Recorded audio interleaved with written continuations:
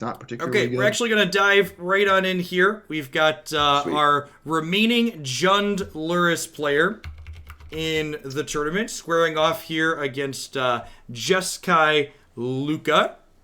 Interested to see how this matchup goes. I assume that this is a match that our Corrosion has played throughout the course of the day to get here. Interested to see how their mid-range deck looks in this matchup overall for us. Yeah. Okay. I mean, this is a pretty good start for the Jund deck. It's got a bunch of enablers. Yep. Yeah, the triple Stitcher Supplier start. In my experience playing the Jund deck a little bit, you're generally looking for a fast Kroxa in a matchup like this so you can beat down the Jeskai player. So being able to flip over a bunch of cards and try and find that is ideal. Kind of surprised to not see Teferi eat the food there. Yeah, I was thinking of the food or the trailer, like bouncing the Trail of Crumbs back to tempo a little bit, but I don't know that maybe milling the thing is right. I don't know. Giving them more looks at Kroxa seems loose. Yeah, it's tough. All right. And an oven. Really good Interesting start. to see that we elected to play a tap line there. Oh, we played to play the oven rather than the Citrus Supplier. I guess that makes sense. Yeah, it's a good start. Elspeth Conquers Death, notably not particularly exciting against the Lurrus deck here. Wonderful to see an instant speed Deafening Clarion. Yeah, it would almost certainly mean that it's coming. And I assume we'll see Corrosion follow up here with Kroxa. Well, those are some good ones to go to the bin there. It's pretty nice.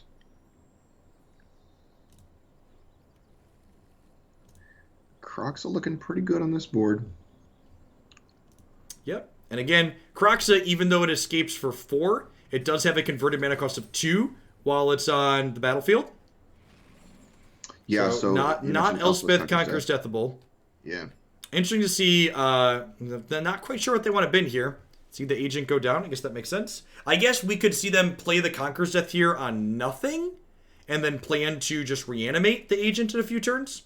Yeah, that's definitely a line that's available. It's not great, but like a lot of your lines aren't great here. I suppose you could cycle the Shark Typhoon chump block for your Teferi and then bounce the Kroxa next turn.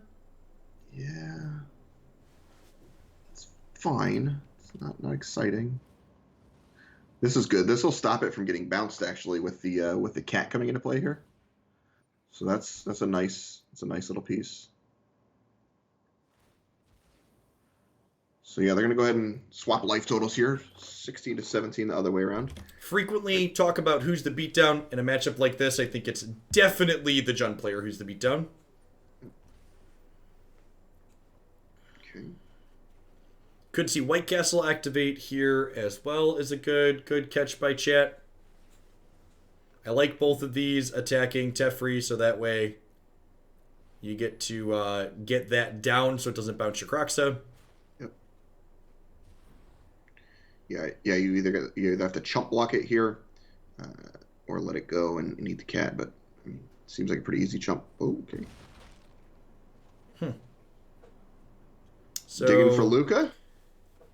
Yeah, I suppose. I mean, like if that's where I think that's what we're seeing Primetime Tony identify here, right? Like they're like, okay, my out here is find Lukka, so let's play to it. Deafening Clarion's actually not horrible. It's gonna kill the shark. Clarion's not even that good, right? Because like the cat loops and Kroxa keeps giving you the business still. Yep. All right. Yeah, and like so, there's going to be a Stitcher Supplier happen next turn, along with the Priest of the Forgotten Gods. And Priest isn't a card we've really seen today, but really incredibly powerful when it gets to be unchecked and do its thing. Yeah, they actually have a really nice couple turns lined up here. One of the things that the Jund deck's really good at is really good at using all of its mana every turn. So like that 2 mana from Priest usually gets used. Oh gosh, and there's a cat to bring back now, so you can like bring the cat back with this food. Yeah, that's really good. All right, the goose is eaten. Yep. Boy, that's really good. We have another oven and another cat here. So again, the Jund deck really good at just like kind of burning you out between cat triggers and Kroxa triggers and priest nickel and diming you. Yeah, it's like how do you get out of this? Yep. At this point. If you're someone who enjoys playing mid-range, you've been looking for a mid-range deck in Historic, I definitely think the Corrosions archetype is the best mid-range deck I've played in this format.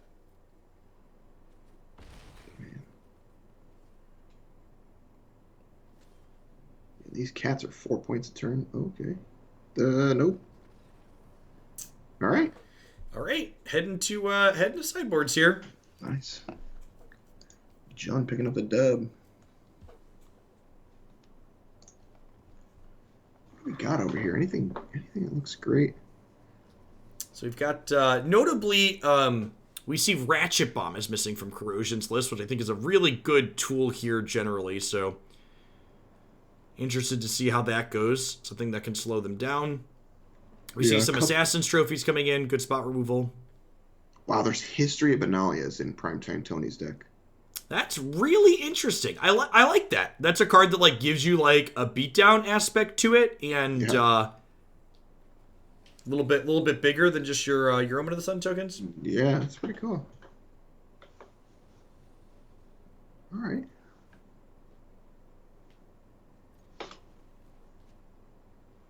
Well, pretty good hands on both sides here, honestly, right? Like we've got Citrus Supplier. Yep. On the top, I expect we're gonna keep up top. Hand's pretty good. Yeah. And then Omen of the Sun into Lukka. Like, you know, what more do you want? The stones. All right. Turn 5 agent. Wrap it up.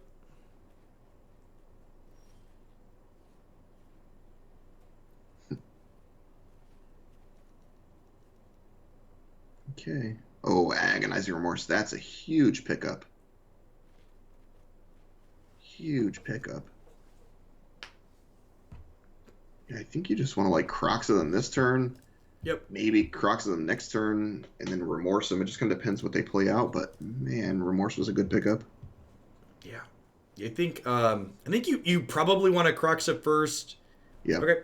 So I think it's ideal to Kroxa first because you typically want to give them more turns to draw their good card. Although this here is interesting. So they've elected to take the Token Maker, which I kind of like that thinking about it. Like, you're the beatdown as the Lurrus deck, so trying to stop them from getting to the Lukka, or trying to kill them before the Lukka really takes over kind of makes sense, I think.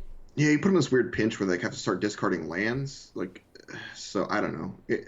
It's tough either way, but... Yeah, just like this just makes any other token producer just super scary out of the Lukka deck.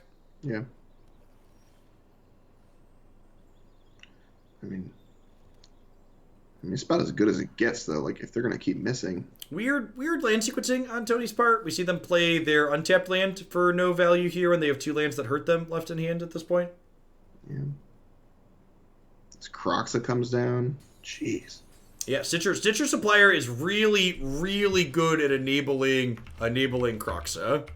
Citrus Supplier is a card that like never really had a chance to be good in its standard format, but in these bigger, deeper card pool formats where we get more graveyard stuff, we see this card in like Bridgevine and Modern, among other things. Yeah, like what do you do here? This is really bad. Like naked Yorion. I mean, they get attacked for 9 here, and then Lukka is gonna turn Yorion into an Agent of Treachery and take Kroxa. I mean, I guess that's fair, but...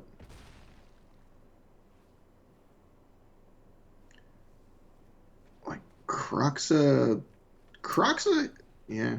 Okay, and now, saying, like, now you got a squeeze here. So the Kroxa, they have to discard land, go to 2, so now you're dead to priest, so they're dead, right? Yeah, I would say they're just dead, right? Unless they take priest. No, they can't take priest. Yeah, smart.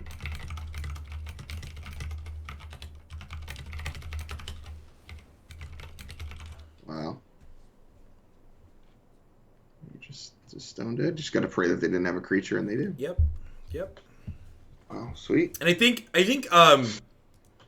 I think seeing how that played out, we saw our Jund player Corrosion there accurately identify what they needed to be doing in that matchup, how they were the beatdown, and then appropriately leverage their game plan around that knowledge. Yeah, that was pretty impressive showing, actually. They play these bunch of paltry dudes, a 1/1 for one. It's all right, whatever, dude. And they play a bunch of them. They play 8 of them, and then just to watch them beat down and do enough damage is pretty impressive, honestly, against a deck as powerful as Lukka.